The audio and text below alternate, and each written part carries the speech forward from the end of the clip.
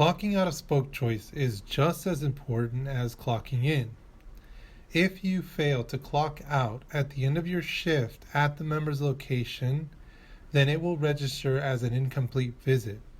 If you drive away from the member's location and then remember that you had to clock out and attempt to clock out at a different location, it will also register as incomplete.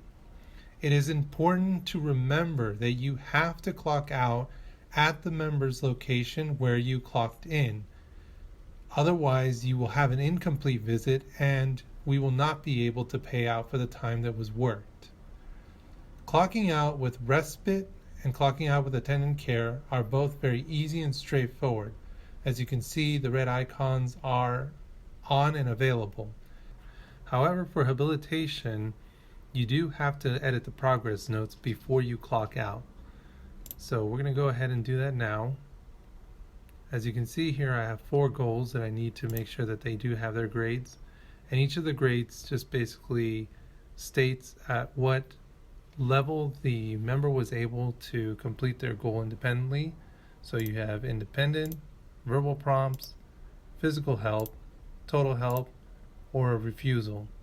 And you can choose any of these depending on which accurately reflects how the member was able to complete that goal. So I'm going to go ahead and input those grades and then also save them by hitting the save icon on the very top. Once that's complete, I'm going to go ahead and sign and save.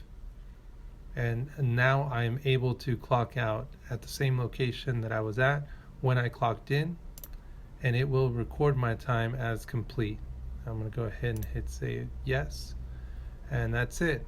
Now if I need to clock in for another service, I'm able to do so.